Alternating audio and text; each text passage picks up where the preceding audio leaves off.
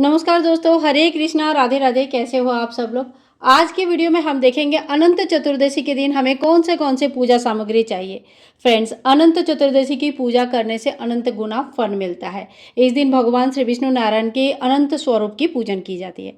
तो देखिए क्या क्या सामग्री हमें चाहिए। तो सबसे पहले हमें कोई चौकी या पटला चाहिए जिसके ऊपर हम भगवान की स्थापना करेंगे। और भगवान विष्णु को पीला कपड़ा बहुत ज़्यादा पसंद है, इसलिए हमने पीला कलर का आसन बिछाएंगे।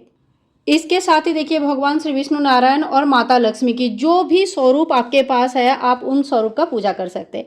या तो अनंत चतुर्दशी के दिन सबसे जो महत्वपूर्ण बातें हैं वो है, इस दिन शेष नाग यानी कि अनंत नाग की पूजन किया जाता है। अगर आपके फोटो में ही इस तरह से शेष नाग अनंत नाग बना हुआ है तो आप इनकी पूजन कर लीजिएगा, और नहीं तो आप अलग से कोई मूर्ति भी ले सकते हैं जिसमें शेषनाग बना हुआ है। और ऐसा कुछ नहीं है तो आप मिट्टी से भी शेषनाग बनाकर उनकी पूजन कर सकते हैं। पर भगवान श्री विष्णु के साथ साथ शेषनाग का पूजन करना आज भी शेष महत्वपूर्ण होता है। इसके साथ ही देखो, भगवान गणेश जी की पूजन के बिना तो कोई पूजा संपूर्ण होता ही नहीं है। और बहुत जगह पे आज अनंत चतुर्दशी के दिन गणेश जी की विसर्जन भी किया जाता है। तो गणेश जी को भी हम पूजा में शामिल करेंगे। इसके साथ ही देखिए, आज कलश स्थापना करना विशेष महत्वपूर्ण माना जाता है। अगर कलश स्थापना करना चाहते हैं तो एक कलश हमें चाहिए। कलश के कंठ में आप मौली बांध लीजिएगा, और तांबा, पीतल, चांदी, सोना किसी भी चीज़ की कलश आप ले सकते हैं।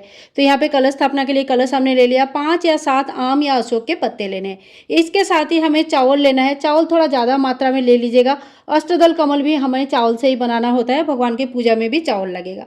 इसके साथ ही देखिए, आज की पूजा में कलश स्थापना में हमें काला तिल की आवश्यकता पड़ेगी। अगर आपके पास काला तिल नहीं है तो आप नॉर्मल जो सफ़ेद तिल मिलता है उसका भी यूज़ कर सकते हैं। काला तिल हमें कथा सुनने के समय भी लगेगा, और नीचे जो अष्टदल कमल बनाएंगे कलश के नीचे, उस पर भी हमें काला तिल के ऊपर ही इनकी स्थापना करना होता है।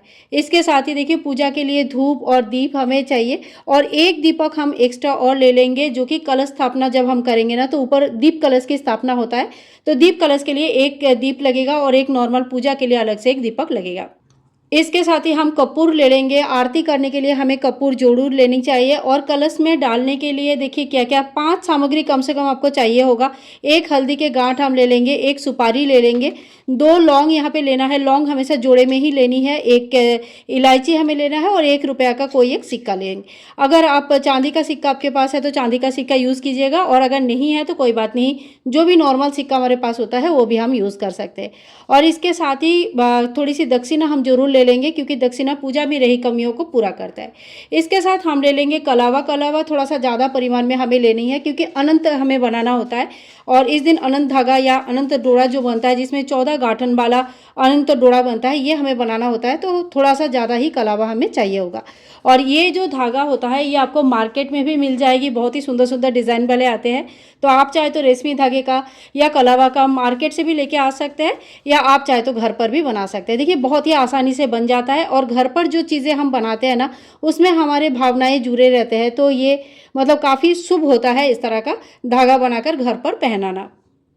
इसके साथ ही हम तिलक करने के लिए रोली ले लेंगे। साथ में ही हम चंदन जरूर ले लेंगे। चंदन आप घोल के किसी कटोरे में ले सकते हैं। और साथ ही में भगवान को लगाने के लिए इत्र ले लेंगे। तो ये सारे सामग्री भगवान को टीका करने के लिए हमें जरूर चाहिए होगी। साथ ही में पूजा के लिए हम 1 लोटा जल यहाँ पे ले लेंगे। जल हमें जब कथा सुनेंगे तभी भी 1 लोटा जल की ज़रूरत पड़ती है। बाकी जो इस जल से हमें अर्घ्य दे देना होता है, और बीच में भी पूजा में जो भी हम शुद्धिकरण करते हैं इसके लिए भी 1 लोटा जल की आवश्यकता पड़ेगी। तो कलश स्थापना के लिए अलग से हमें जल लेना है, और पूजा के लिए अलग से हमें जल लेना है। अब हमें भोग प्रसाद के लिए आप चाहे तो कोई भी ड्राई फ्रूट्स का भोग लगा सकते हैं, कोई भी मौसमी फल जो आता है इसके भी भोग लगा सकते हैं, और साथ ही में कोई मिठाई वगैरह के भी भोग लगा सकते हैं। तो जैसा भी आप कर पाएंगे, जितना भी व्यवस्था कर पाएंगे, उस हिसाब से अपने हिसाब से भोग का व्यवस्था जरूर कर लीजिएगा। साथ ही में पूजा के लिए हमें दुर्वा घास जरूर लेनी है। भगवान गणेश जी को इस दिन दुर्वा घास चढ़ाए जाते हैं। साथ में थोड़ी सी लाल फूल हमें ले लेनी है। अगर आपके पास जो भी किस्म के फूल है वो फूल आप ले सकते हैं। सफ़ेद फूल, भगवान विष्णु को पीला फूल बहुत प्रिय है, आप पीला फूल ले सकते हैं, सफ़ेद फूल ले सकते हैं। साथ ही में देखिए, तुलसी दल हमें जरूर लेनी है। भगवान विष्णु को चढ़ाने के लिए तुलसी दल चाहिए। और आप कुछ ऐसे गुलाब की पंखुड़ी वगैरह ले सकते हैं, जैसे भगवान के आसन वगैरह अगर आप फूलों से लगाना चाहते हैं तो थोड़ी सी फूल उसके लिए एक्स्ट्रा ले लेंगे। सो फ्रेंड्स, फ्रेंड्स ये वो पूरा सामग्री है जो अनंत चतुर्दशी के दिन हमें पूजा के लिए चाहिए होगा। इतनी सामग्री से हम बहुत ही आराम से आसानी से घर में पूजन कर सकते हैं। बाकी आप पूजन सामग्री को कितना भी बढ़ा सकते हैं, कितना भी कम कर सकते हैं। आप इस दिन घर में हवन भी करवा सकते हैं। हवन करना घर के शुद्धिकरण के लिए बहुत अच्छा होता है। अगर आप चाहें तो खुद से भी जो सूक्ष्म हवन होता है घर पर वो भी कर सकते हैं। सो फ्रेंड्स, आज की वीडियो अगर आप लोगों को पसंद आया तो please like, share and comment, channel को सब्सक्राइब करके रखिएगा इसी तरह का और वीडियोस के लिए। और हाँ, अनंत चतुर्दशी की पूजा विधि देखना भी बिल्कुल ना भूलें।